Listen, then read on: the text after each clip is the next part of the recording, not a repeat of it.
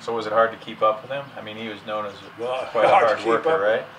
If you got back, you know, you'd once in a while get an ear slammed against your ear. An ear of corn against your ear on yourself. That didn't feel good. That wake you up to sit in there and keep it going.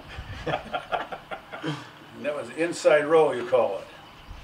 So you think, as far as, just wondering, is like the whiskey and your dad's, I guess I would say, success with the whiskey, what do you attribute that to? That why was Alphonse Kirchhoff's Templeton Rye kind of known as the highest quality product? Well, the folks took in a lot of entertainment, really. And they were with the gang that would go uptown at night. They wouldn't drink very much, but they'd be there to know what's going on. And I think your uncle was the same way. They'd get out of the home and visit with people. Dad was a card player, and just all around good guy, trying to make it, always trying to make it. Yep. But he had a lot of contacts through that, is probably what you're trying to say, right?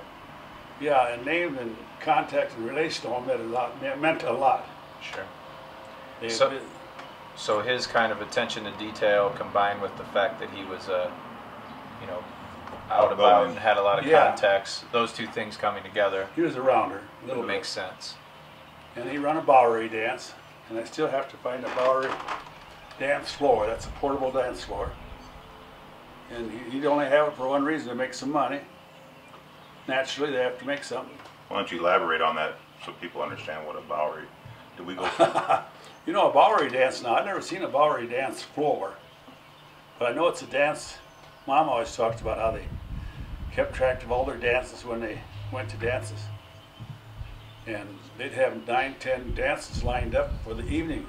For the guy, they had for the guy that asked to dance with you. Oh, okay. That was important, and that was all a big celebration. And you didn't jump the line. She always talked about that. Wasn't there the story that of your dad driving to the Bowery dance with his lights off? Okay, the story is they had a dance. Dad had a dance booked for all the neighbors to come over and friends. And while they got the tickets and the front money together, Dad would take off for Carol to get something. And he took Mom along as a girlfriend. And here he loaded up a load of sugar. And my mother asked Dad on the way back, driving in the dark, all the way from Carroll to Templeton, "What do you do with that sugar?" Oh, he said, "I'll just put it in the machine shed." And my mother, actually just going with Dad, never knew that Dad was cooking whiskey. That's when he got his mash together. So he drove from Carroll to Templeton with the lights off. From Carroll to Templeton with the lights on. Grandma always said she thought that was crazy. But they didn't want to get caught. That was all hide. So was it just whiskey he was worried about back then, or was there another reason he had the lights off? It ended up being worried about us kids. Some of the conversation I remember with my grandpa was when he was ill, and we were doing trips back and forth to Omaha, and he always was a little disgusted that he never ever got in contact with a lot of the people that he sold whiskey to in Chicago and around the area and so forth. And you know, the thing of it is, he says, it's just like being a drug dealer today. You don't want to have that black book, because if you get caught with that, that just convicts you. That's what I mean, a disgrace. So he, meaning that somewhat though he had befriended some of those guys, but when the whiskey thing ended, they all went through separate. Yeah, he never made contact again. He always wished he would have kept a record of it. But sounds like a Kirchhoff I know. What do you mean? Anybody we ever meet, Keith wants their home phone number and wants to keep in touch and visit. That are walking. We always call them tramps or bums. There was one about every mile and a half. You realize that? Someone else coming down the road. Here comes one from the south, one from the north. Really? Living along Highway 71, I think. That's when 71 was put in. Yeah. So that was always important. We've done a lot of fun stuff in the last 5 or 6 years. And we come a long ways, haven't we, Scott? Keith, absolutely. we've come a long way. You guys really took over at a grand time. I'm happy that you got it. And I know you're going to keep it up. Well, thank you. Because it'll be a very successful deal. I think enough work for both you and Keith anyway. People Oh, Jason, all right. So what? Not this guy. What do you hope we're able to kind of accomplish and whatnot over the next several years? Well, you know, Scott, I never thought you and Keith were going to take the whole state of Iowa. Then you brought up Chicago, and now all the other ones want it, don't they? They're all ready to take over a dealership, or distributorship. We get calls from all the different states of people that want to know about Templeton Rye. Yeah. And they love it. They love it. They just plain love Templeton Rye. So I think it's a great success on your part. Well, thank you. It had never happened with me alone. It was a miracle. And Keith, and I thought, Keith, Meryl and I cannot go anywhere without talking about Templeton Rye. I think we can talk about Templeton Rye going into church. They want to know, did you hear this, or did you read this? Did you find this? And I feel like I haven't found half of it. 10% of it's probably true. Well, I mean, go ahead.